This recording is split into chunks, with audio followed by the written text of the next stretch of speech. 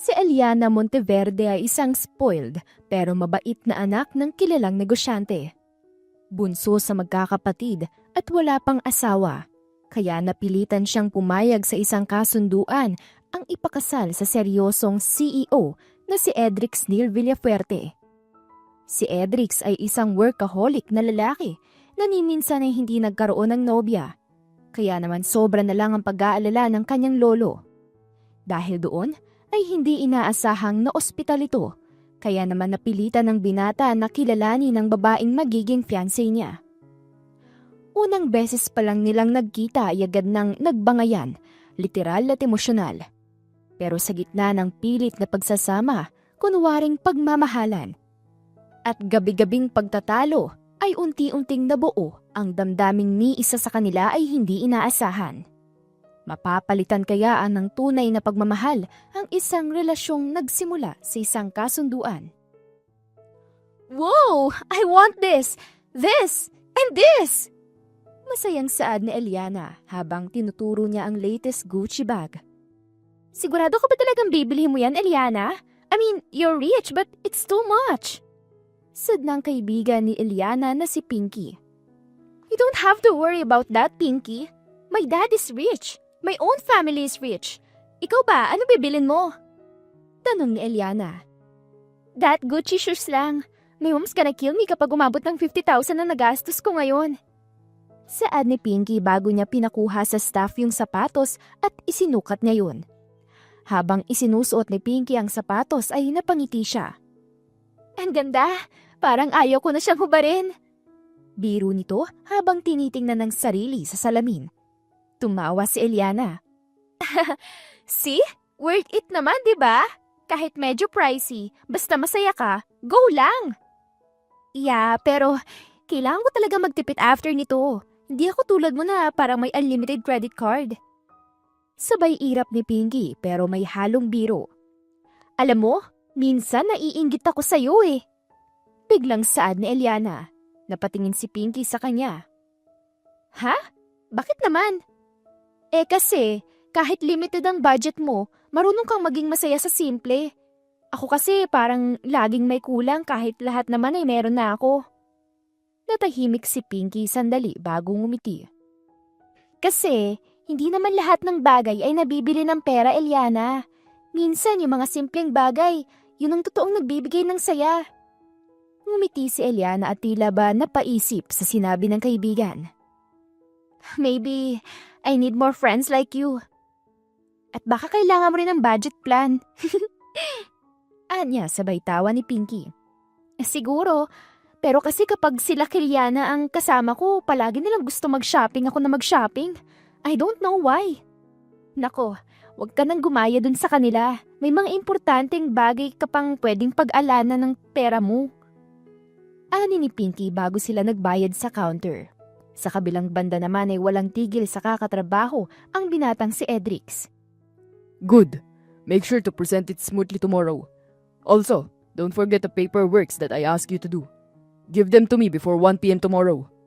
Saad ni Edrix sa isa sa mga empleyado niya bago niya ipinagpatuloy ang pagtitipa sa laptop. Habang abala sa pagtatrabaho si Edrix ay hindi niya namalayang lumalim na ang gabi. Tanging ang liwanag ng desk lamp at ang tila walang katapusang tunog ng keyboard keys ang bumabalot sa katahimikan ng kanyang opisina. Maya-maya pa ay biglang tumunog ang kanyang cellphone. Nag-voice message pala si Clark, ang matalik niyang kaibigan na matagal na rin niyang hindi nakakausap. Oy, workaholic! Kumain ka na ba? Huwag mo namang ubusin yung buong gabi mo dyan sa laptop mo. Alam mo, hindi tayo magkasama pero parang alam ko kung anong ginagawa mo. Nga pala, bukas na ng umaga ang uwi ko. See you, bro! Napangiti si Edrix kahit papaano. Kahit papaano ay may isang tao pa ring nag-aalala sa kanya sa kabila ng dami ng responsibilidad na pasan niya. Sandali siyang tumigil pero ipinagpatuloy niya pa rin ang pagtatrabaho niya. Wala ka bang balak matulog, Edrix Niel Villafuerte? Diyos ko, anong oras na? Trabaho ka pa rin ng trabaho. Hindi makapaniwalang saad ng isang matandang kasalukuyang kakarating lang. Lolo, what are you doing here in my mansion? Hindi mo man lang sinabi na darating ka. Gulat na saad ni Edrix bago siya tumayo. Paano mo nga naman malalaman kung dyan ka nakafocus sa trabaho mo? Kahapon pa talaga ako nag-message sa'yo na uuwi ako. Akala ko pa man din ipapasundo mo ako pero hindi. Puro ka pa rin trabaho. May halong inis na saad ni Eduardo Villafuerte, ang lolo ni Edrix. Hindi lang pahinga po. Kailangan mo rin ng buhay. Bukas ako muna ang... Lolo, please. Don't start with the life lesson talk, okay?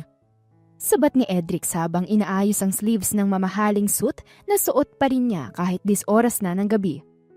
I have a schedule, a company to run. And honestly, I wasn't expecting guests tonight. Guest? Apo, lolo mo ko.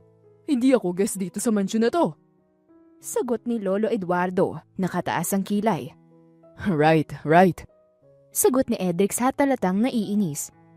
It's just next time, a little heads up would be appreciated. I don't exactly have the time to entertain unexpected visits, lalo na't napakarami ng meeting na kailangan kong attendan bukas. Alam ko, busy ka, pero hindi mo kailangan ipamukha sa akin na CEO ka na ngayon.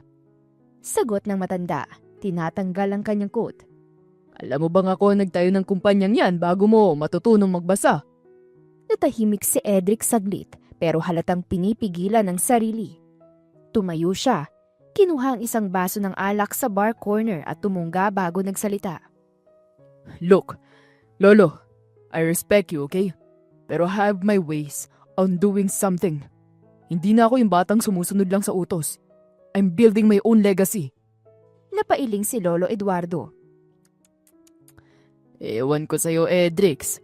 Pero sana maalala mo pa rin kung sino ka at kapag naabot mo lahat ng gusto mo. Hindi sumagot si Edrix. Tumalikod lang siya at bumalik sa harap ng kanyang laptop. Bumalik sa trabaho habang naroon ang kanyang lolo sa sofa na tahimik pero nag-aalala. Sa kabila ng kayamanang tinatamasa ng binata, tila may isang bagay pa rin siyang hindi makuha. At ito ang taong mamahalin niya at magmamahal sa kanya habang buhay. Kasalukuyang papunta si Eliana sa favorite restaurant niya upang doon mag-lunch. Wala kasi ang parents niya sa mansyon. Kaya naman napagdesisyonan niyang kumain na lang sa labas. Pagpasok niya sa loob ng restaurant ay agad siyang nagtungo sa favorite spot niya. Ngunit laking gulat niya nang makita na may ibang taong nakaupo na doon. May isang lalaking abala sa paglalaptop habang kumakain. Hindi ito pamilyar kay Eliana, kaya naman nagtaka ito dahil ipinareserve niya yon kaninang umaga pa. Sa halip na umalis ay lalo pa siyang lumapit. Excuse me? Ani Eliana, magala ngunit may halong pagkairita sa tono. I reserved this table eh. Bakit nandito ka? Well, I'm not trying to be rude but naka-reserve kasi siya sa akin. Saglit lamang na tumingin sa kanya ang lalaki bago muling ibinalik ang atensyon sa kanyang ginagawa. Wala namang nakalagay na nireserve mo to. Sorry, I didn't see your name here. O wala pang nakalagay dito. Sarkastikong saad ng binata bago niya seryosong tiningnan ng dalaga. What the hell? Sobrang sarcastic ah? Tsaka, grabing pag-uugali naman to. I'm asking nicely, no? May inis na saad ni Eliana sa sarili niya. Napataas ang kilay ni Eliana dahil doon. May reservation ako. Nakabook ito under my name. Hindi kailangan lagyan ng pangalan yung table para mapatunayan yon. Ngunit tila hindi pa rin natinag ang lalaki. Kung gusto mong kumain, may iba pang lamesa dyan. I'm currently eating so please, don't disturb me. Anito bago peking ngumiti. Hindi na napigilan ni Eliana ang sarili niya at lumabas na ang pagkabratinela niya. Saglit siyang tumahimik bago tinitigan ng lalaki at bago pa ito muling makapagsalita ay bigla niya itong sinapak sa muka. Nagulat naman ng ilang customer at staff dahil sa ginawa ng dalaga. Matapos yun ay inayos ni Eliana ang kanyang buhok, bumuntong hininga at mahinahong nagsalita. Hindi ako pumasok dito para makipag-away lang ng dahil sa lamesa. Nawalan na ako ng gana. Sa'yo na yan. Inis na anya bago kinuha ang bag niya at tuluyan siyang lumakad paalis. I cannot take this anymore, Edrix Nel Villafuerte. All you do is work, work, and work. I'm already 65 years old at malapit na ako mawala sa mundo. Ang huling-hiling ko lang ay magkaroon ka ng pamilya. Ng asawa na magmamahal sa'yo ng buong buo at ang anak mo na magiging tagapagmana mo. Wala ka ba talagang balak magpamilya? Hindi na napigilan ni Eduardo ang sarili niya at napasigaw na siya. Halos ilang linggo na rin kasi simula nang makarating siya sa mansyon ng apo, pero wala itong ginawa kundi magtrabaho na magtrabaho. Please, Lo. I'm not in the mood to argue right now. I'm too tired for all of this drama. Drama? So now my concern is drama to you. Bulyaw ni Lolo Eduardo, baka sa mukha ang sakit at pagkadismaya. Akala mo ba pera lang ang mahalaga sa mundong to, Edrix? Ang yaman, nawawala. Pero ang oras, kapag lumipas ay hindi na maibabalik. Napailing si Edrix at pinipigilan ng sarili. Tumayo siya mula sa kanyang umupuan at lumapit sa malaking bintana. Lolo, I didn't ask for this life, okay? Seryoso niyang sagot, malamig ang tono. Pero since iniwan ni Papa at Mama ang kumpanyang to sa akin, I had no choice. I gave up my youth, my dreams, and yes, even love, para lang mapanatili to. I don't have times for fairy tales. Hindi fairy tales ang magkaroon ng pamilya, apo. It's reality. Isang realidad na pinipili mo lang iwasan dahil natatakot kang magmahal muli. Saad ni Eduardo, ngayon ay mas kalmado pero may bigat pa rin sa tinig. Tahimik si Edrix, ilang sandali rin bago siya muling nagsalita. I tried once. Bulong niya. I let someone in, but she left. Ang sabi niya, I was married to my job. Dahil nga doon, Edrix, dahil pinipili mong ikulong ang sarili mo sa trabaho. Hindi ka ba napapagod, apo? Sa huli, sino bang kasama mong magdiriwang ng tagumpay mo kung wala ka ng ibang tao sa buhay mo? All I'm asking is to see you happy with your family, iho. Hindi mo man lang ako mapagbigyan. Dahan-dahang napaupo si Edrix sa gilid ng mesa. Tahimik, pilit na tinatago ang bakas ng lungkot sa kanyang mga mata. I don't know how to stop it anymore though. This is all I know. Hindi kita pinalaking ganyan, Edrix. Sabihin mo lang sa akin kung wala ka talagang balak dahil babalik na lang ako ng Amerika para doon na lang mamatay ng mag-isa. Galit na sigaw ni Eduardo sa apo at akmang aalis na ito nang makaramdam siya ng paninikip ng kanyang dibdib. Dahil doon ay napalagpak sa sahig si Eduardo at napansin naman siya ni Edrix. Lo, ano nangyayari, Lo? Okay lang po ba kayo? Tanong ni Edrix at nang lapitan niya si Eduardo ay nawala na ito ng malay. Marco! Marco! Call an ambulance! Sigaw ni Edrix sa assistant niya. Dali-daling lumapit si Marco at agad na tumawag ng ambulansya, habang si Edrix naman ay lumuhod sa tabi ng kanyang lolo Eduardo. Nanginginig ang kanyang mga kamay habang sinusubukang gisingin si Eduardo. Lolo! Lolo! Please! This can't be happening. I'm so sorry for what I said, Lolo. Hindi pa tayo tapos mag-usap. Pabulong ngunit desperado ang boses niya. Lolo! Halatang halata sa boses ng binata na hindi na niya alam ang gagawin niya. Bakit ngayon pa? Bakit kung kailan gusto kong magsalita, sakam nangyayari to? Sigaw ng kanyang isipan habang pinipigilan ang panginginig ng kanyang dibdib. Hindi pa ako handa. Hindi ko pa kayang mawala ng kahit na sino. Ikaw na lang natitirang pamilya ko, Lolo. Kaya please, huwag mo akong iwanan. Kinakabahang saad niya sa sarili. Sa unang pagkakataon, matapos ang mahabang panahon, ay naramdaman ni Edrix ang matinding takot. Hindi para sa kumpanya, hindi para sa kinabukasan ng negosyo, kundi para sa nag-iisang taong itinuring niyang tahanan. Ang nag-iisang taong nagmahal sa kanya sa kabila ng lahat ng nangyari sa pamilya nila. Pinilit niyang manatiling matatag, pero hindi na niya napigilan pa ang pagpatak ng kanyang mga luha. Marco, nasa na ang ambulansya? Sigaw niyang muli at halos pumutok na ang lalamunan sa pag-aalala. Papunta na po, sir. Ilang minuto na lang po. Sagot ni Marco habang kausap pa rin ng emergency dispatcher. Nilingon muli ni Edrix ang walang malay na katawan ng kanyang lolo. Please, Lo. Lumaban ka. Gagawin ko ang lahat kahit yung hinihiling mong ayusin ang buhay ko. Basta huwag mo lang akong iwan. At sa loob ng katahimikan ng silid, tanging ang pagputok ng damdamin ni Edrix ang maririnig. Ang isang pusong matagal nang nananahimik, ngayon ay muling natutong matakot. Your grandfather is okay naman. That happened due to stress. Kaya naman I advise you not to stress him out. Mahirap na dahil Baka yan pa ang maging sanhi ng pagkamatay niya. Saad ng doktor na nagpagaan sa loob ni Edrix. Thank God. I thought something bad is gonna happen to him. Anya bago siya sumandal sa may upuan. Young Master Edrix! Sigaw ng kung sino na kasalukuyang tumatakbo papalapit sa binata. Joaquin, bakit ngayon ka lang? May pinapaasikaso pa sa akin si lolo mo, kaya siya ang naunang umuwi. What happened to him? I stressed him out kaya nagkaganito.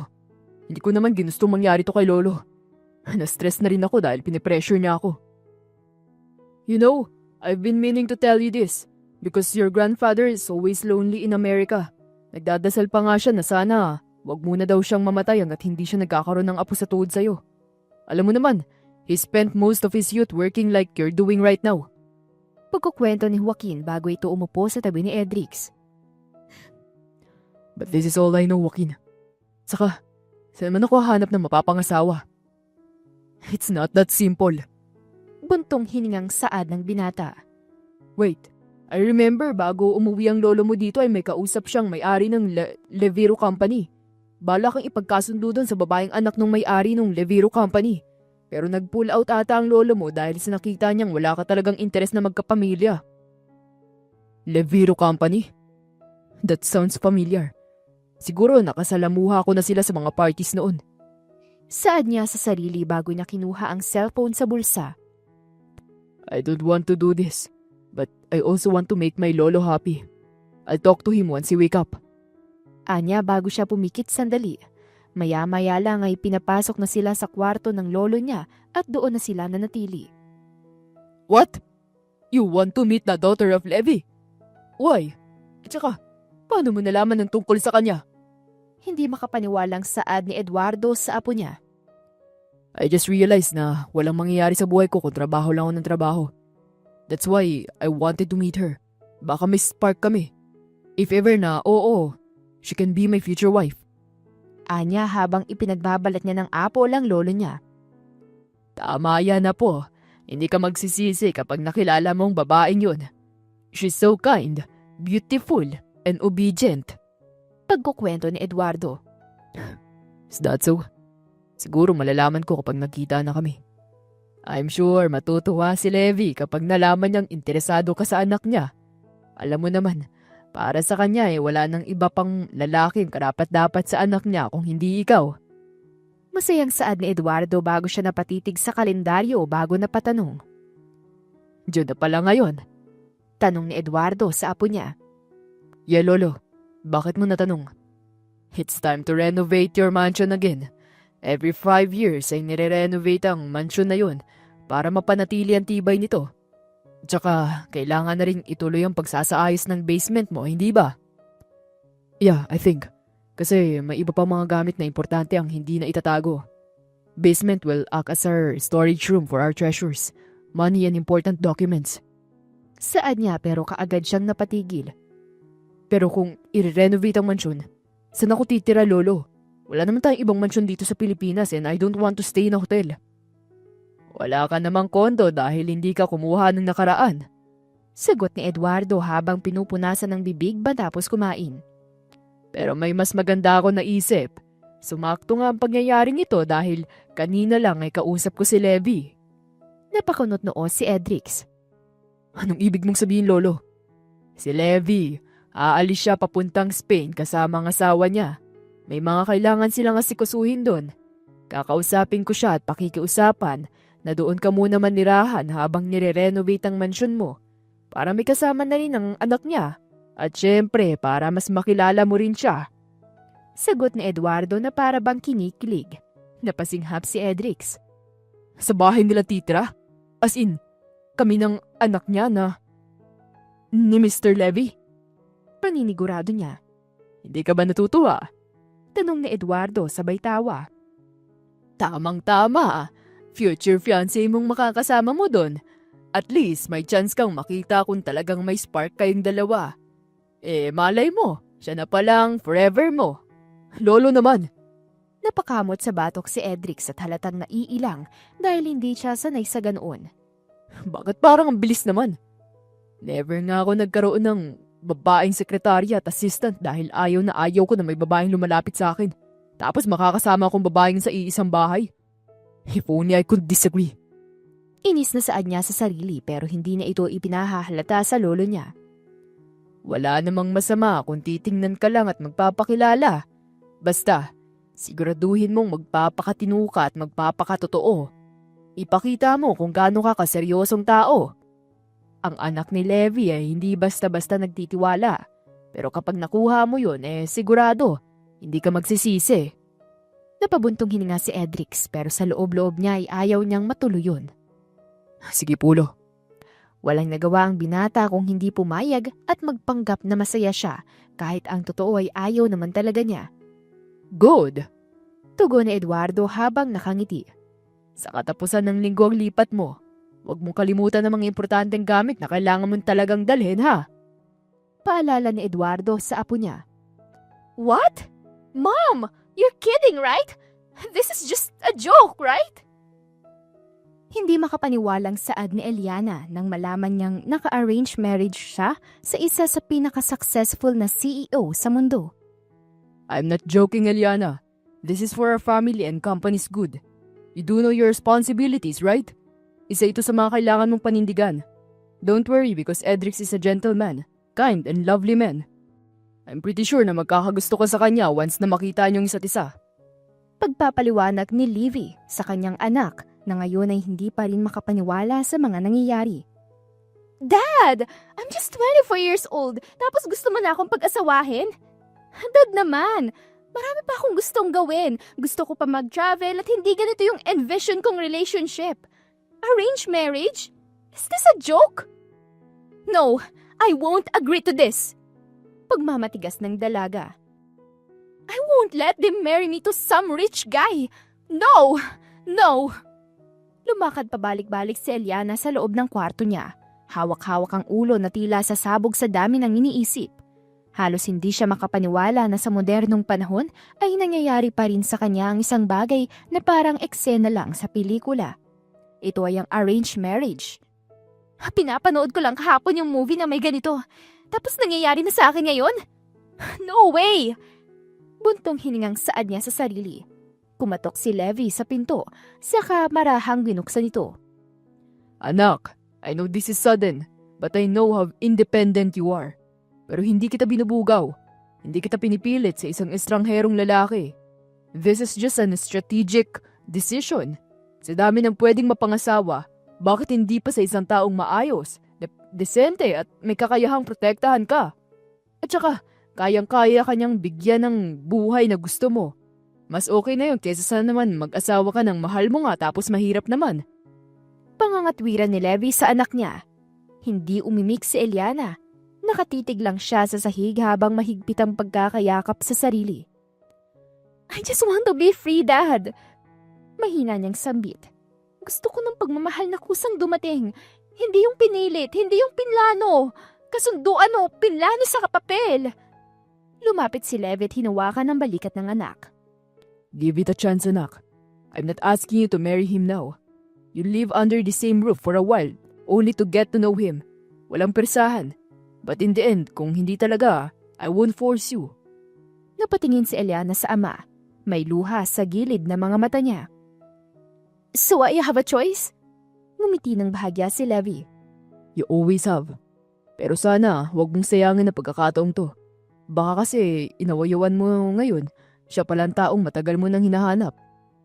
Baka siya na pala ang taong tatagal sa pag-uugali mo. At willing magstay sa'yo at ang magmamahal sa'yo kahit na may pagkabratinela ka. Singit ng ina ni Eliana na si Eva bago tumawa dahilan para mapasimangot ang dalaga. I'm not a spoiled brat, Mom. Tsaka wait, masama ba ang ugali ko? Sabi kasi ni Ma'am, baka siya yung makakatagal sa ugali ko. Nakangusong tanong ni Eliana sa mga magulang niya. Well, a little bit. Pero hindi naman kita masisisi dahil sa akin mo naman namana yan. Sabi naman ni Levi. Anyways, pumapayag ka na ba? Dahil doon ay biglang napatanong si Eliana sa sarili niya. Paano kung totoo ngang may spark?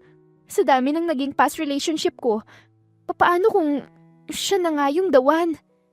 Sunod-sunod na tanong niya sa sarili bago siya umiwas ng tingin. Fine.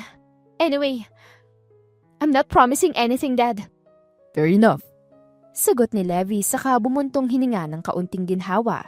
Masaya siya dahil napapayag na niya ang anak na binigyan ng chance si Edrix. We're just waiting para sa recovery ni Mr. Villafuerte.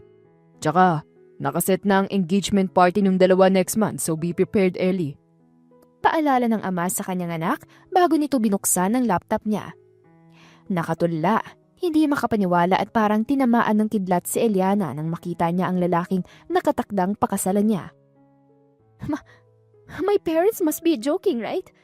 There's no way ang lalaking ito ay kakasal sa akin. No way! No freaking way! Hindi makapaniwalang saad ni Eliana habang nag-uusap si Levi at Eduardo. Is this your grandson, Hendrix? He's handsome. Pagkomento ni Levi kay Edrix. Abay, syempre. Nagmana sa akin eh. Anyways, siya si Eliana, hindi ba? Mas maganda siya sa personal. Perfect na perfect sa apo ko. Masayang saad ni Eduardo bago niya pinalapit si Edrix kay Eliana. Napansin ni Eliana ang malamig na ekspresyon ni Edrix. Walang bakas ng interes o emosyon ang mukha nito. Out of all people, pwede kong maging fiancé. Ikaw pa talagang babae ka. Inis na saad ni Edrix bago siya peking umiti. Bakit? Sa tingin mo ginusto ko to? Hindi no? Mas lalo nga ako nagsisi nung nakita ko kung kanino ko ikakasali. Bulong ni Eliana sa binata pero peking nakangiti para kunwari ay hindi sila nag-aaway. Go on, Iha. Get to know each other. If you want to talk privately, doon kayo sa garden. Nakangiting saad ni Eduardo habang pinapalapit siya lalo sa binata. Napabuntong hininga si Eliana. Napilitan silang pumunta ni Edrix sa garden. Nang makarating sila doon ay tahimik lang sila para bang walang balak magsalita. Nagtagalang katahimikan bago siya nagsalita. So, Edrix, di ba? I guess we're stuck in this weird setup together. Tumingin lang si Edrix sa kanya, saka tumitig sa kanyang hawak na alak. Let's just get over this. Ayoko masayang oras ko sa maliit na usapang walang patutunguhan. Who would have thought na ikaw pala magiging fiancé ko? Sana pala nilakasan ko yung sapak ko sa'yo noon. Sarkastikong saad ni Eliana dahilan para mapatingin sa kanyang binata. At bakit? Malamig na saad nito. Para sana na comatose ka na at hindi na natuloy to. There's no way I'm gonna marry a rude guy like you.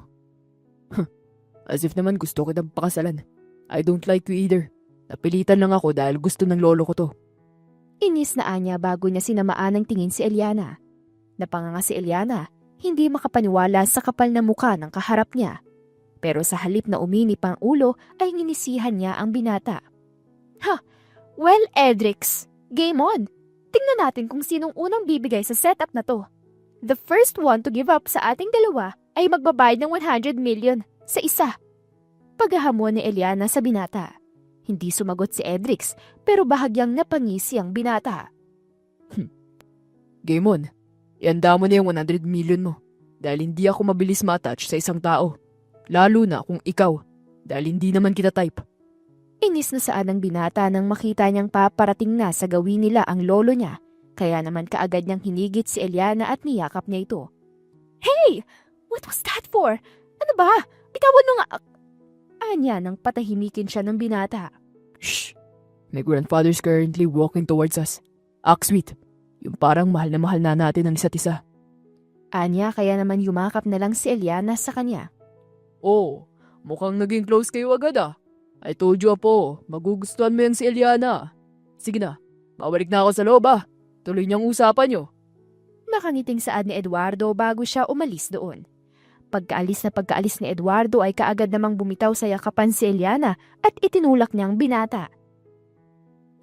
Ako? Magugustuhan ka? Ew. Saad ng binata sabay irap. Akala mo naman ang gwapo mo? Bahala ka na nga dyan. Never kitang magugustuhan no? I don't like jerks who's full of themselves. Inis na saad ng dalaga bago niya iniwan ang binata doon at umalis na. Palaging walang pansinan, para bang hindi nila kasamang isa't isa kung umakto sila. Akala nila ay minsan lang silang magkikita, ngunit hindi inaasahang ibinili pa sila ni lolo niya ng mansyon at doon sila pinatira. Hindi naman sila makatanggi kaya sinunod na lang din nila ang gusto ng mga magulang niya. Si Edrix ay laging abala sa trabaho at madalas umuuwi ng gabi. Samantalang si Eliana ay madalas lumalabas kasama ang mga kaibigan niya. Finally! Solo ko na lang ulit ang mansyon na to.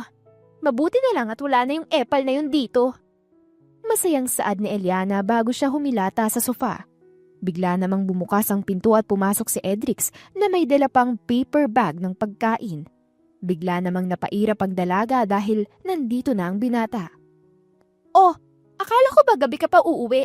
Bakit nandito ka na? Gulat at medyo inis na tanong ni Eliana bago mabilis na bumangon sa pagkakahiga. Napagod ako sa trabaho, kaya napaaga ang uwi ko. Bakit? May problema ba? Malamig niyang saad bago ibinaba sa mesa ang paper bag. Dahil doon ay napairap si Eliana. Wala naman. Sayang lang kasi ang tahimik na sana ng gabi ko. Kaso bigla kang dumating. Hindi na siya pinansin ni Edrix at binuksan niya ang paper bag sa mesa at kinuha ang pagkain. Bumili ako ng pagkain. Baka gusto mo kumain. Napataas ang kilay ni Eliana dahil sa hindi inaasahang pangaalok ng binata.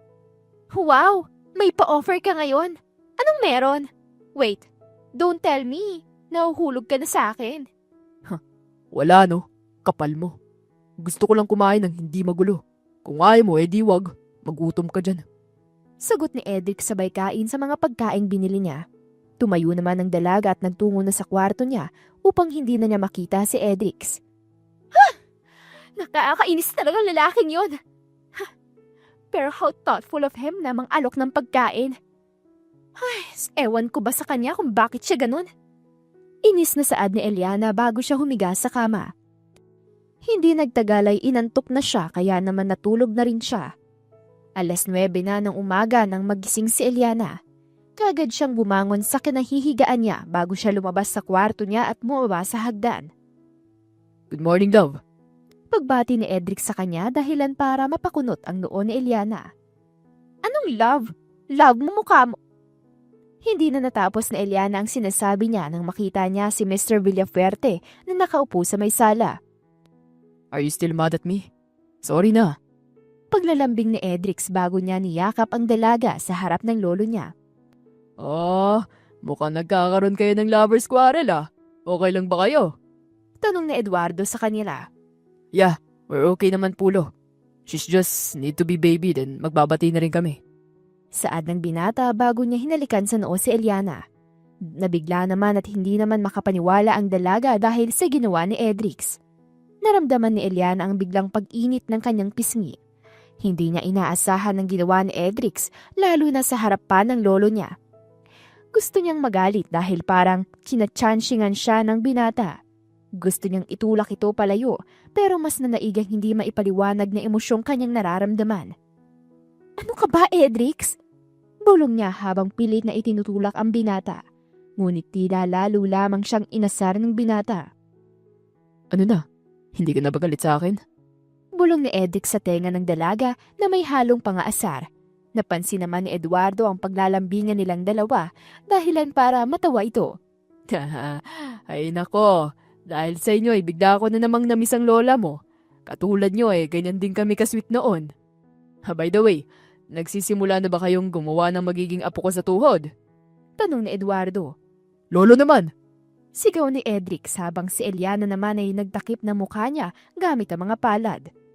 Ano nga bang pinag-aawayan nyo? At parang ikaw ang mas may kasalanan, iho. Tanong ni Eduardo habang nakatingin sa apo. Napakamot naman ito sa batok. Medyo nasaktan ko lang ang pride niya. Pero promise, I'll make it up to her. Right, love? Hindi na sumagot si Eliana. Sa halip ay tumalikod siya at nagsimulang maglakad papunta sa kusina. Pero bago siya tuluyang makalayo ay narinig ng sinabi ni Edrix ng pabulong pero siguradong malinaw. Hindi kita titigilan hanggat hindi mo ako pinapatawad ng buo, love. Tumigil si Eliana saglit. Napabuntong hininga siya. Hindi dahil sa inis, kung hindi dahil alam niyang kahit gaano siya kagalit, ay hindi niya kayang manatiling galit dito ng matagal. Tumigil si Eliana sa harap ng ref at nagkunwaring abala sa pagkuha ng tubig, pero ramdam niya ang presensya ni Edrix sa likuran niya. Sobrang bilis ng tibok ng puso niya pero pinilit niyang panatilihin ng seryosong muka.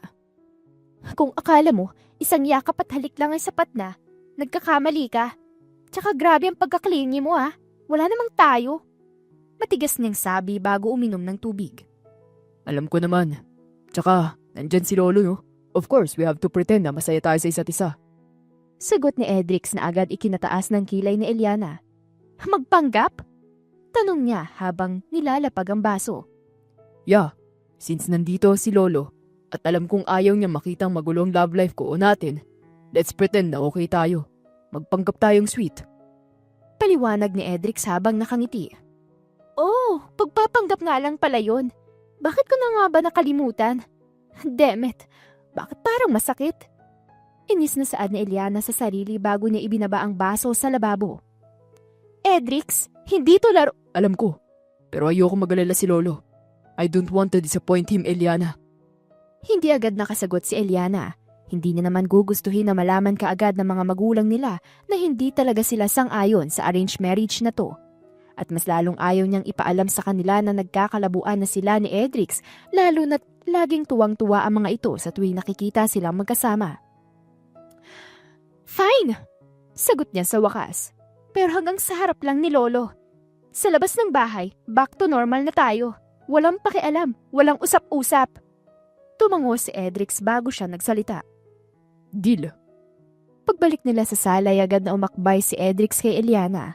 Hindi man niya ito itulak, hindi niya rin ito sinuklian ng lambing. Ngunit sa gilid ng kanyang mata ay nakita niya ang ngiti ni Eduardo at ang tila paggaan ng loob nito. Yan ang gusto ko makita. Sabi ni Lolo Eduardo. Masaya ako na nagkaayos na kayong dalawa.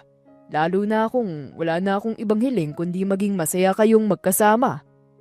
Napatingin si Eliana kay Edrix. Hindi niya alam kung bakit, pero may kakaiba siyang naramdaman dahil sa sinabi ni Mr. Villafuerte. Why are we both here? Don't tell me magkasama tayong matutulog dito. Taas kilay na tanong ng dalaga kay Edrix. Malamang, nandito si Lolo at mananatili daw siya dito ng 1 week. Kaya wala tayong choice kung hindi matulog ng magkalapit. Huwag ka nang tumanggi dahil wala tayong choice. Saad ni Edrix bago niya inayos yung unan at akmang hihiga na siya nang pigilan siya ng dalaga. Aba, ayoko nga. Tumayo ka dyan dahil ayaw kitang makalapit. Anya, dahilan para hindi makapaniwalang napatingin sa kanyang binata. Eh di dun ka sa sahig matulog kung ayaw mo ako makalapit. Hana ikaw ang doon matulog. Ikaw maideya na matulog tayo sa iisang kwarto, di ba? Eh di ikaw matulog doon. Nagpatuloy ang bangayan nilang dalawa at walang balak magpatalo si Eliana. Pinagtulakan din ni Eliana si Edrix palabas ng kama nang magpumilit itong tabihan siya. Nang dahil doon ay napabagod na si Edrix kaya naman kinuha niya ang unan niya at naglatag siya sa sahig. Ngiting tagumpay naman si Eliana dahil sa kama siya matutulog habang si Edrix ay sa sahig. Ngunit nang lumalim na ang gabi ay hindi pa rin siya makatulog nang dahil bigla siyang nakonsensya na siya ang nasa kama habang nasa sahig naman ang kanyang future asawa na siyang tunay na may-ari ng kwarto. Sinilip niya ang binata na kasalukuyang tulog na. Napansin ni Eliana na wala itong kumot kaya naman tumayo ang dalaga at kinumutan niya ang binata. Akala niya ay walang kaalam-alam si Edrix pero pinapakiramdaman lang pala siya nito at hindi pa rin to makatulog.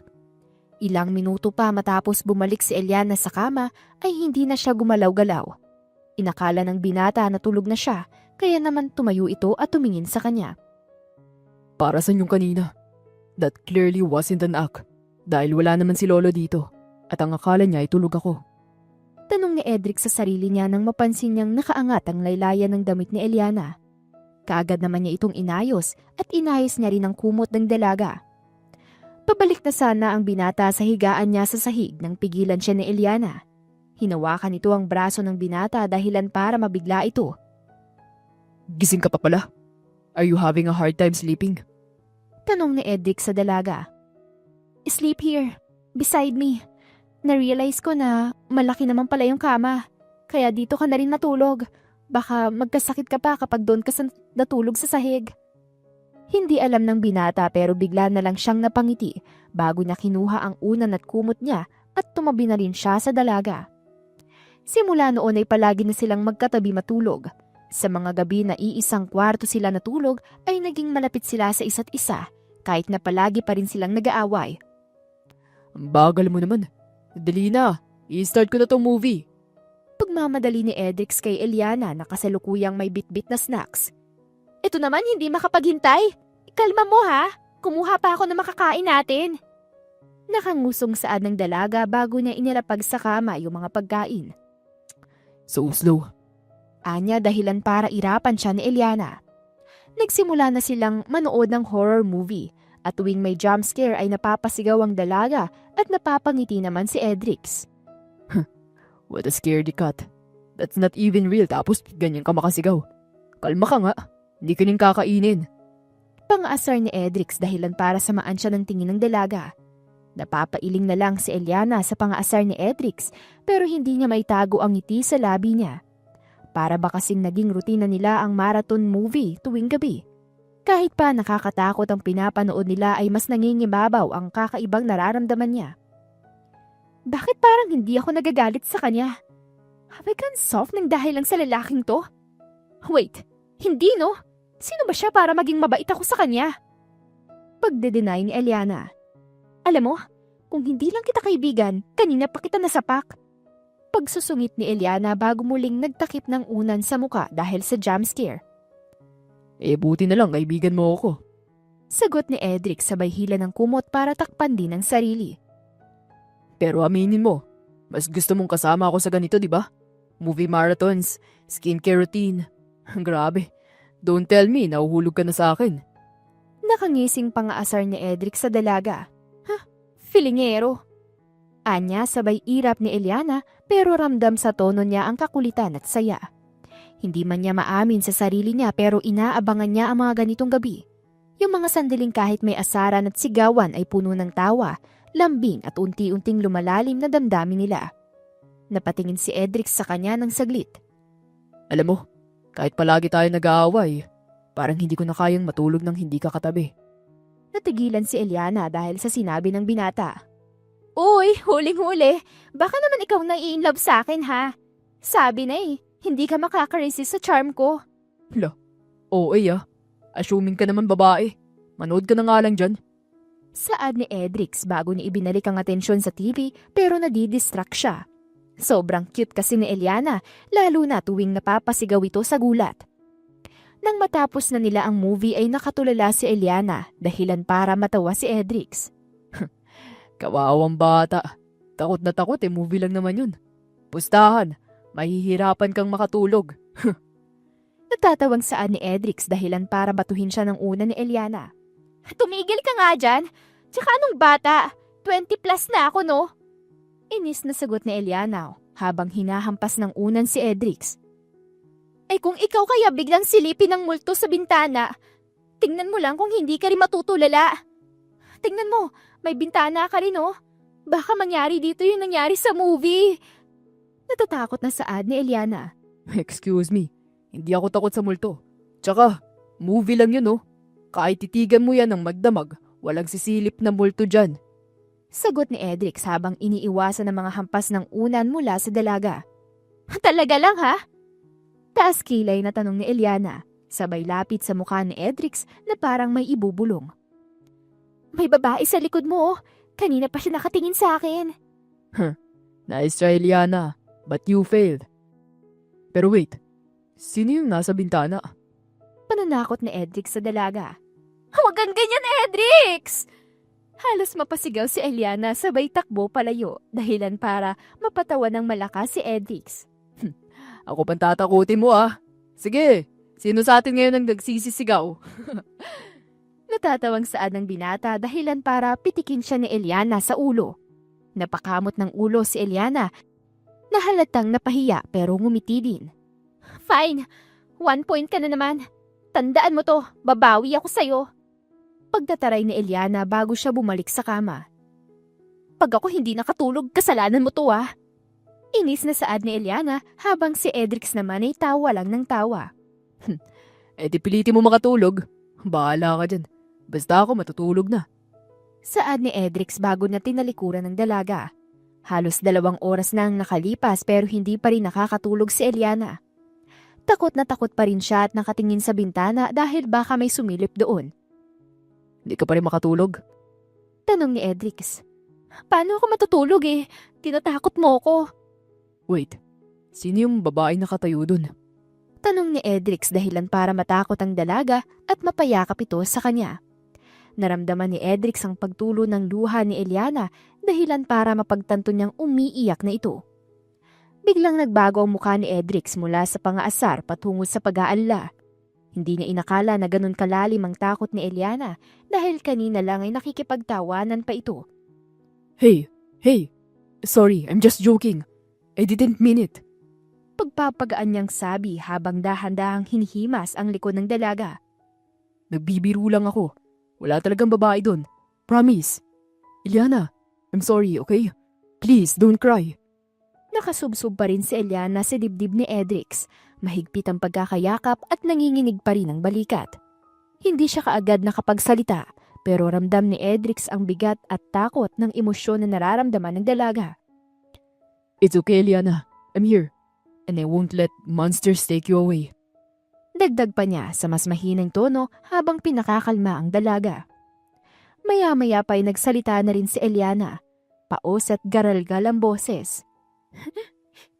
Ikaw kasi, alam mo namang matatakotin ako tapos nagbibiro ka pa ng ganun. Sorry. Sorry kung ang babaw ko. Walang mababaw na takot. Sagot ni Edrix, hinahawi ang buhok ng dalaga mula sa kanyang buhok. Hindi na kita tatawanan. Hindi ko na ulitin yun, promise. Nag-aalalang saad ni Edrix bago niya pinunasan ng luha ng dalaga. Dahan-dahan namang kumalma na si Eliana. Bumitaw siya sa pagkakayakap ngunit nanatili ang lapit nila sa isa't isa. Nagtama ang kanilang mga mata sa dilim ng kwarto at tanging ilaw mula sa lampshade ang nagbibigay sa kanila ng liwanag. Salamat. Mahinang saad ni Eliana bago ngumiti ng pilit pero totoo. Ngumiti rin si Edrix sabay sabing, Kung gusto mo, yakapin na lang ulit kita. Para sure na hindi ka matakot. Hindi na sumagot si Eliana. Sa halip ay marahan siyang sumandal muli sa dibdib ni Edrix. Let's sleep na. Good night. Saad ni Edrix bago niya pa simpleng hinalikan ng noo ni Eliana.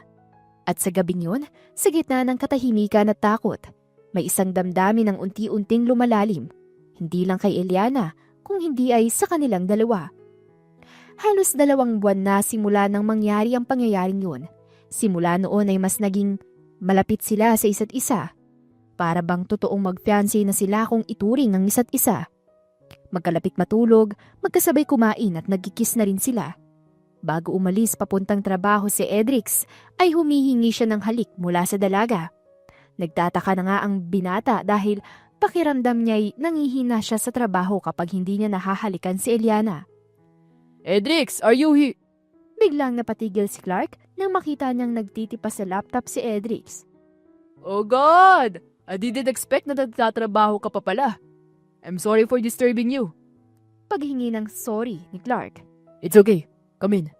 May kailangan ka ba sa akin? Huh? I asked kung may kailangan ka ba sa akin. Tanong ni Edrix bago niya ibinalik ang tingin sa laptop. Since when did you get that nice? Kailan ka pa naging mabait ha? Hindi makapaniwalang tanong ni Clark sa kaibigan niya. What are you talking about, bro? Mabait ako, no? Wait. Parang sinasabi mo na masama ang ugali ko dati. Taas kilay na tanong ni Edrix sa kaibigan. Hindi naman sa ganoon. Pero ang bait mo talaga. Kasi kapag naiistorbo kita, nagagalit ka. Tsaka himala na hindi ka nakasimangot ah. Kasi naalala ko kapag napunta ako dito sa opisina mo, hindi pa ako nakakapagsalita galit ka na kaagad. Natatawang saad ni Clark sa kaibigan niya. Napangiti si Edrix habang umiiling. Grabe ka naman. Baka naman dati lang yun. Tsaka nagbago na ako no. Talaga lang ha. Anong meron at nagbago ka ha? Tanong ni Clark, umupo sa sofa ng opisina ni Edrix nang mahagip ng tingin niya ang picture frame sa mesa ng kaibigan. Ah, kaya pala. Si Eliana. Napatingin si Edrix sa kaibigan at hindi napigilang umiti. Bakit? Masama bang maging masaya? Hindi naman. Sagot ni Clark na kasalukuyang nakangisi. Pero grabe pare, iba yung aura mo ngayon ah. Parang in love ka na. Napahinto sa pagtatype si Edrix at napabuntong hininga. Siguro nga. Hindi ko alam kung kailan nagsimula pero alam mo yung pakiramdam na kapag kasama ko siya parang lahat ng bagay nagiging mas magaan. Wow! Seryoso si Bossing! Pang-aasar ni Clark pero halatang masaya siya para sa kaibigan. So anong plano mo ha? Ligawan na ng tuluyan? Ituloy na ang kasal? Natigilan si Edrix bago siya tumingin muli sa litrato nilang dalawa ni Eliana. Gusto ko pero natatakot din ako. Baka masira yung meron kami ngayon. Paano kung mas lalo pang gumanda kapag niligawan mo siya? Baka naman inaantay ka lang niya. Napaisip si Edrix. Totoo nga naman. Halos lahat ng ginagawa nila ay pang magkasintahan na pero hindi pa rin nila binibigyan ng label ang kung anumang namamagitan sa kanila. At sa tuwing napapatingin siya kay Eliana ay ramdam niyang pareho rin ang tanong ng dalaga sa sarili nito. Maybe it's time to ask and confirm kung ano nga ba talaga kami. Mahina niyang sabi habang pinagmamasdan niya ang litrato ni Eliana. Napangiti na lang si Clark dahil sa sinabi ng kaibigan. Good! At least ngayon, mabait ka na at in love pa. Gusto ko yung version mo ah. Natawa si Edrix. Siraulo ka talaga. Grabe pala nagagawa ng pag-ibig, no? Sana all na lang talaga. Sana makahanap na rin ako ng akin. Anya, dahilan para matawa si Edrix. Gumising ng isang umaga si Eliana na inaapoy ng lagnat. Pilit siyang bumaba upang mag-breakfast dahil tinawag na siya ng binata. Hindi niya sinabi sa binata na masama ang pakiramdam niya. Ngunit lingid sa kaalaman niya na napapansin na pala siya ng binata. Nakumpirma pa nitong may sakit si Eliana nang maramdaman niya ang init nito. Kaagad niyang tinawagan si Clark at sinabi rito na baka hindi siya makapasok dahil may sakit si Eliana. After you eat ay uminom ka muna ng gamot. I'll take care of you at pupunasan kita mamaya. Saan ni Edrix dahilan para mabigla si Eliana. Paano mo nalaman na may sakit ako? Tsaka may pasok ka pa, di ba? Tanong ng dalaga sa kanya. Halata kaya? Sagot ni Edrix bago iniabot ang baso ng tubig sa dalaga. Kanina ko pa napapansin na parang nanghihina ka. Tsaka, hindi mo pa ako hinalikan bago ako bumaba. Kaya ayun, alam ko na may mali na. Napangiti si Eliana kahit masama ang pakiramdam niya. So, ganun pala. Halik lang pala ang bantayan mo. Hindi lang yun. Saad ni Edrix bago siya umupo sa tabi ng dalaga at hinawakan ang kamay nito. Mainit ka rin. Literal. Tsaka, kilala na kita. Kapag pinipilit mong maging okay kahit hindi ka na talaga okay, mas lalo kitang gugustuhin alagaan. Natahimik si Eliana sa loob ng ilang sandali. Hindi siya sanay na may ibang nag-aasikaso sa kanya, lalo na kapag may sakit siya. Nasanay kasi siya na ang mommy niya lang ang nag-aalaga sa kanya. Pero sa mga sandaling yun, ay ramdam niyang hindi siya nag-iisa. Edrix, pwede namang pumasok ka na muna sa trabaho mo. Kaya ko naman ng sarili ko eh. Mahinang sabi niya kahit halatang hindi ito totoo. Hindi ko kailangan pumasok, lalo na't ganun ang kalagayan mo. You comes first before work. Seryosong ani ng binata. Hindi lang ako nandito para sa kilig at tawanan, Ellie. Nandito rin ako sa mga araw na masama ang pakiramdam mo. At kahit hindi mo sabihin, nararamdaman ko. Napaluha si Eliana pero dahil sa lagnat. Bagkus ay dahil sa sobrang lambing at malasakit na nararamdaman niya mula sa binata. Marahan siyang yumakap kay Edrix, mahina pero puno ng pasasalamat. Thank you, bulong niya. Anything for you. Sagot ni Edrix habang hinihigpitan ng yakap. Basta, kapag gumaling ka na, bawi tayo sa halik ha. Napatawa si Eliana sa kabila ng lagnat. Sira ka talaga. Well, gusto ko maraming kiss ha. Sige na, uminom ka na ng gamot para makapagpahinga ka na. Saad ni Edrix bago niya hinalikan sa noo ang dalaga. Mabuti naman at nagpakita ka naman sa akin finally, Feliana. Bakit ba palagi kang busy this past few months? May boyfriend ka na ba? Taas kilay na tanong ni Pinky kay Eliana. Well, I'm engaged na, di ba? Palagi kaming magkasama sa mansyon at syempre, bebe time, kaya palagi akong busy nung nakaraan. He's currently working ngayon at wala akong ginagawa kaya inaya kita. Saad ni Eliana sa best friend. Kaya naman pala. Inlababo pala tong kaibigan kong to tapos wala akong kaalam-alam. Abay sana all ha? Tanong mo, baka may kaibigan siyang single? Anya na nagpatawa kay Eliana. Napangiti si Pinky at bahagyang napanganga. Wait, what? As in, totoong engaged na kayo? May singsing na, party at lahat? Tumango si Eliana. Inilabas ang kamay at ipinakita ang simple pero eleganteng singsing sa kanyang daliri. Oo, tapos na ang engagement party namin nung nakaraan pa. Mga business partners and family lang kaya hindi kita naimbitahan. Tsaka nasa Cebu ka that time eh. Halos mapasigaw si Pinky sa tuwa. Girl! Bakit hindi mo sinabi agad? Ang tagal kong hindi updated ah. Gusto ko ng chika. Ngayon na. Tumawa si Eliana. Sorry na, ang bilis kasi lahat ng mga pangyayari. Parang noon lang ayaw namin sa isa't isa. Pero ngayon daig pa namin ang mag-asawa kung maglambingan. Tsaka gusto ko munang namnamin ang pagiging engaged ko bago ikwento. Wala pa nga kaming wedding date eh. At tsaka, parang hindi pa rin ako makapaniwala minsan. Grabe, parang panaginip no? Pero seryoso ka na dito Ellie. Ready ka na magpakasal? Tanong ni Pinky. Ngayon ay seryoso na ang tono. Sandaling natahimik si Eliana bago tumango ulit. Oo, hindi ko alam kung kailan nagsimula pero araw-araw ko siyang nakikita bilang partner ko sa buhay. Hindi na lang siya kaibigan o housemate. Siya na talaga, yung taong gusto kong kalapit tuwing natutulog at gumigising ako. Pagpapaliwanag ni Eliana dahilan para kiligin naman si Pinky. Lumambot ang mukha ni Pinky bago napangiti. Then I'm happy for you, Ellie. Pero kung kailangan mo ng wedding planner / best friend / alalay / tagasampal kay Edix kung sakaling magloko, alam mo na kung sino ah. The one and only your magandang best friend, which is me. Natawa naman si Eliana dahil sa sinabi ng kaibigan. Salamat Pinky, sa lahat. Ano ka ba? Siyempre naman susuportahan kita palagi. You're my one and only kakampi, kaaway minsan, sister and best friend forever. I love you to the moon and back.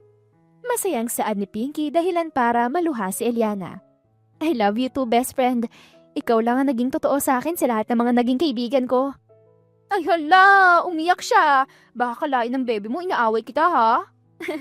Kidding aside, good luck sa married life mo ha kapag kinasal na kayo. Saad ni Pinky bago niya niyakap si Eliana. Niyakap naman siya pabalik ni Eliana bago sila umorder ng pagkain. Chat ko ba si Renzo para tatlo tayong magtsikahan? Sige go, marami din niyang ichichika sa atin feeling ko. Saad ni Eliana kaya naman pinapunta nila doon si Renzo. Nagsunod-sunod ang gala nila at palaging gabi na nakakauwi si Eliana dahilan para malungkot si Edrix. Gusto niya kasi mag-spend ng time kasama si Eliana pero palagi itong naggagala. Isang gabi kasalukuyang 10:00 na ng gabi ay wala pa rin ang dalaga. Kasalukuyan siyang hinihintay ni Edix sa may sala nang bigla siyang nakaramdam ng pagbusina ng kotse. Kaagad naman siyang lumabas upang salubungin si Eliana. Ngunit bigla siyang napatigil na makita niya ang lalaking kaibigan ni Eliana na pinagseselosan niya. Thank you sa paghatid Renzo ah.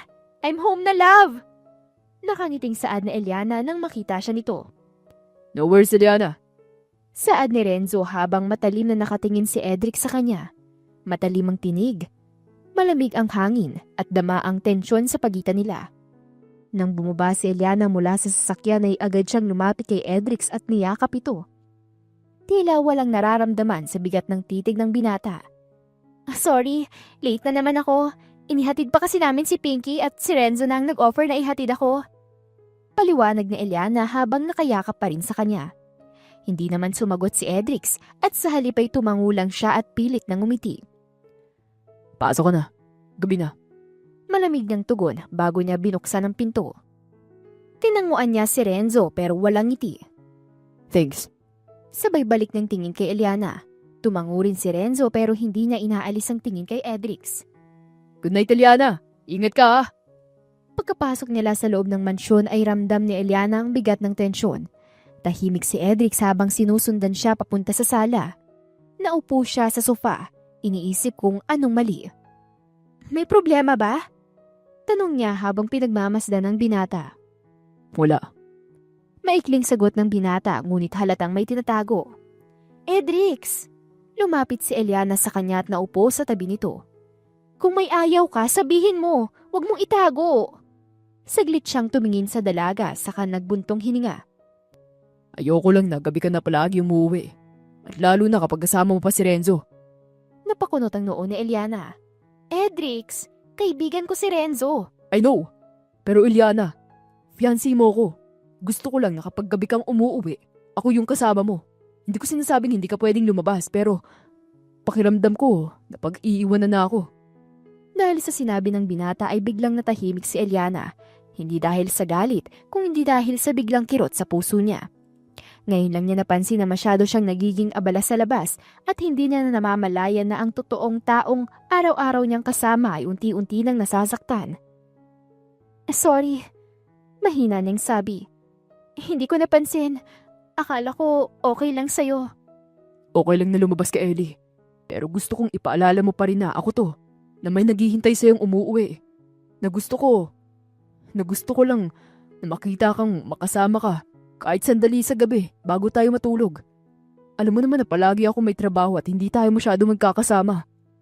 Dahan-dahang yumakap si Eliana kay Edrix, mas mahigpit kesa sa dati. I promise, babawi ako. Ayokong maramdaman mong mag-isa ka. Pero, tanong lang, nagsiselos ka ba kay Renzo? Tanong ni Eliana sa binata. Oo, hindi ko na itatanggi. Kasi palagi mo siyang nakakasama kaysa sa akin. Hindi sa ipinagdadamot kita pero gusto ko rin kasi na may quality time tayo. Makapal ang mukha ko, oo, alam ko yun. Kaya ako nagsiselos ay dahil mahal kita. Finally, nasabi ko na rin. Nung una kasi, paulit-ulit kong tinatanong sa sarili ko kung ano ba tayo. Baka kasi, kaya ka lang naging sweet sa akin ay dahil engaged na tayo. I unexpectedly fall in love with you. Pag-amin ni Edric sa nararamdaman niya, hindi makapaniwala at napangiti na lang si Eliana dahil sa sinabi nito. Mahal na mahal din kita. Hindi lang ikaw ang nahulog, no? I also unexpectedly fall in love with you. At hindi ako nagsisisi. Who would have thought na mahulog ako sa lalaking sinapak ko dahil inagawan ako ng table sa favorite restaurant ko? Natatawang saad ni Eliana bago niya hinawakan ang pisngi ni Edrix. Tsaka, bakit ka naman nagsiselos kay Renzo? Bading yun, love. Baka nga imbis na ako ang agawin niya sa'yo ikaw pa ang agawin niya sa akin Natatawang biro ni Eliana dahilan para mamula sa hiya si Edrix. Yumakap siya kay Eliana at isinubsob niya sa dibdib ng dalaga ang ulo niya. Kaya you don't have to be jealous, okay? Ikaw lang ang gusto ko at mahal ko. Pagbibigay assurance ni Eliana sa binata bago ito bumabitaw sa yakapan nila.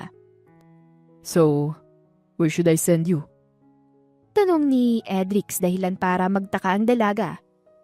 Ha? Anong isasend? The 100 million. Wait, sineryoso mo yun? Tsaka may ganun karaming pera? Hindi makapaniwalang saad ni Eliana. Yeah. Hindi sa pagmamayabang Pero itong future husband mo ay maraming kumpanya. Tapos hotels din may iba't ibang branches sa ibang bansa kaya meron akong ganung kalaking pera. Pero seryoso, saan ko isasend sa'yo yung 100 million? Tanong ni Edric sa dalaga. Joke lang yun, ano ka ba? Tsaka mahal naman natin ang isa't isa Okay na yun sa akin. Itabi na lang kaya natin para gamitin para sa future kids natin. Suwestyon ni Edrix at tumango naman ang dalaga. Mahal na mahal na mahal na mahal na mahal na mahal kita, Ellie. Paglalambing ni Edrix bago niya ito hinalikan sa labi. Mahal na mahal na mahal na mahal na mahal na mahal na mahal din kita, Edrix. Nakangiting sagot ni Eliana bago niya niyakap ang binata. Yun lang naman ang gusto kong marinig Wala na. Nawala na yung tampo ko. Grabe ka talaga. Iba yung tama ako sa'yo. Nakangusong saan ng binata bago siya yumakap sa fiancé niya. Dahan-dahan ang paglalakad ni Eliana sa altar habang si Edrix naman ay hindi na napigilan ng luha sa sobrang saya. Sobrang saya niya dahil ikinasal na sa kanya ang babaeng minamahal niya. Habang papalapit si Eliana ay parang bumagal ang mundo ni Edrix. Sa bawat hakbang ng dalaga ay lalo siyang kinabahan pero hindi dahil sa takot kung hindi dahil sa sobrang pagmamahal at kasiguraduhan na tama ang desisyon niyang ito. Pagdating ni Eliana sa harapan niya ay sabay silang umiti. Pareho silang may luha sa mga mata pero ang mga ito ay luha ng tuwa, ng pagmamahal at ng matagal ng pinapangarap. Ang ganda mo.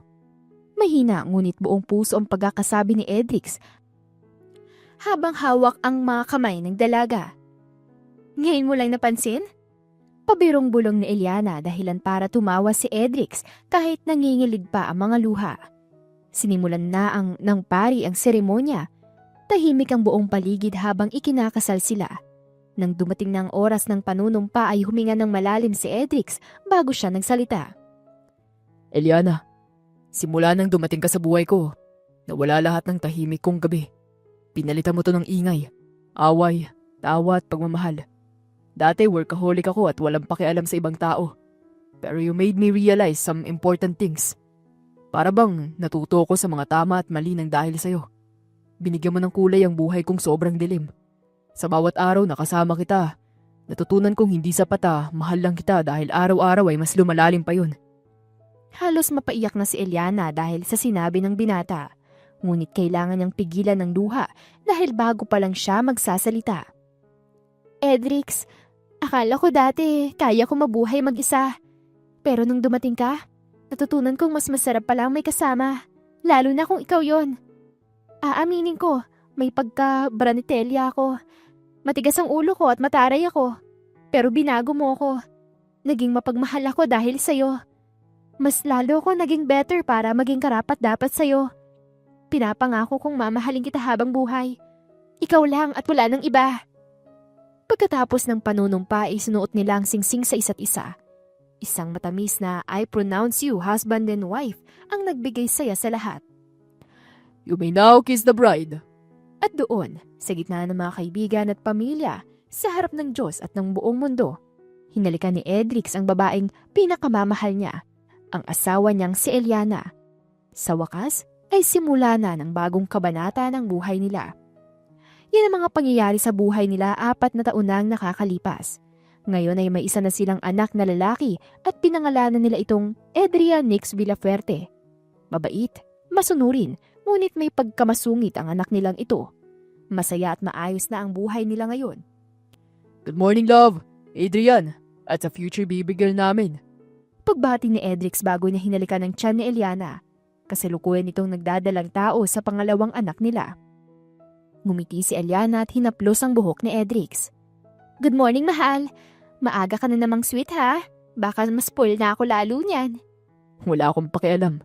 Kahit araw-araw pa kitang i-spoil. Deserve mo yun. Lalo na't pinapalakas mong future business natin. Sagot ni Edrix sabay halik sa pisngi ni Eliana. Bumangon na rin si Adrian mula sa kama dala ang paborito niyang laruan. Daddy, pwede po ba tayo maglaro mamaya? Pero wag po si mami isama kasi mabilis siya mapagod eh. Napangiti si Eliana sa sinabi ng anak. Ang baby naman ko, ang sweet-sweet ng baby boy ko. Pero sige, doon ka kung ako sa gilid para hindi ako mapagod. Sabay yakap sa anak na agad ding yumakap pabalik. Teka lang. Sabat ni Edrix habang kinikindatan si Eliana. Di kami ni Adrian na magiging bodyguards mo, mami. Kami nang bahala sa iyo habang hinihintay natin si baby girl. We will protect you always. Kahit pa sa mga mumuyan po, protektahan ka namin. Dahil doon ay sabay-sabay silang natawa.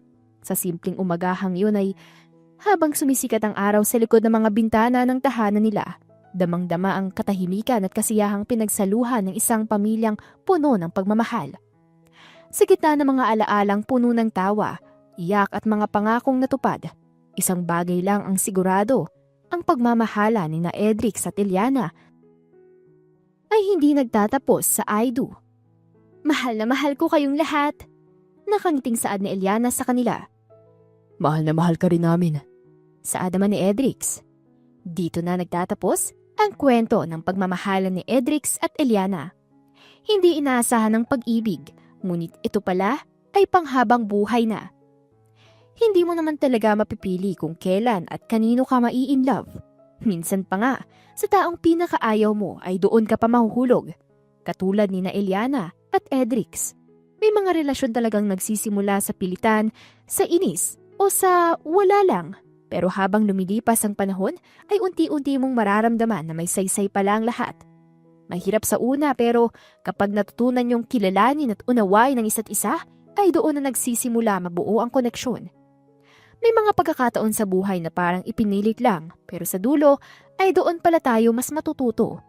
Natuto tayo maging totoo, mapagpakumbaba at magmahal na walang hinihinging kapalit.